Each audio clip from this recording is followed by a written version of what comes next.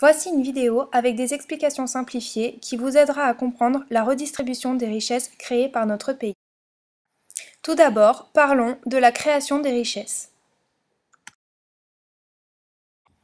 Revenons quelques siècles en arrière. Les échanges entre les hommes n'étaient pas monétaires. Les hommes troquaient des objets contre d'autres qui, à leurs yeux, étaient de même valeur. Les temps ont changé, la monnaie est apparue, et l'homme a commencé à acheter des objets au lieu de les échanger.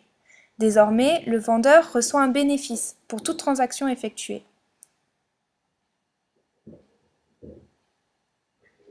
De ce fait, les entreprises d'aujourd'hui réalisent des bénéfices qu'elles distribuent à ses employés, formant le revenu des ménages.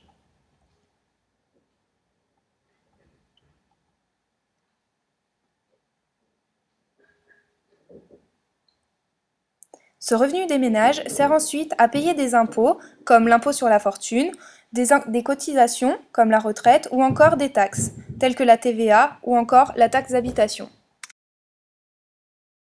Nous allons maintenant voir les moyens de redistribution des richesses.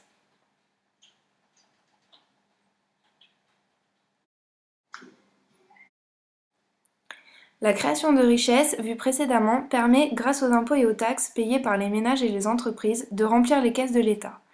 Par la suite, l'État va redistribuer cet argent, tout d'abord aux ménages, sous forme d'allocations familiales, de pensions retraite, d'indemnités chômage ou encore de revenus minimum d'insertion. L'État va également redistribuer une partie de l'argent perçu aux entreprises sous forme de subventions.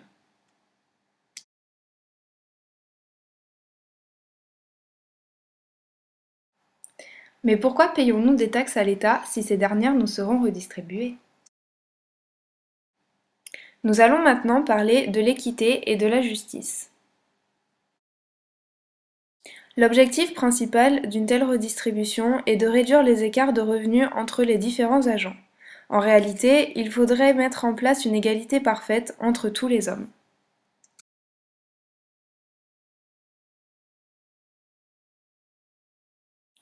Pour finir, nous allons vous présenter les points positifs et négatifs de la redistribution.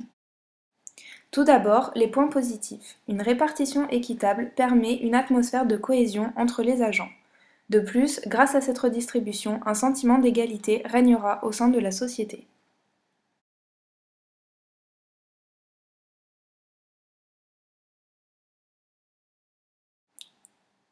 Le point négatif de ce système est l'impact de la hausse permanente des impôts et des taxes sur les grosses fortunes. Ces dernières, effrayées par l'augmentation, décident de s'évader vers des paradis fiscaux. Notre pays perdra alors de son patrimoine et d'importantes ressources financières.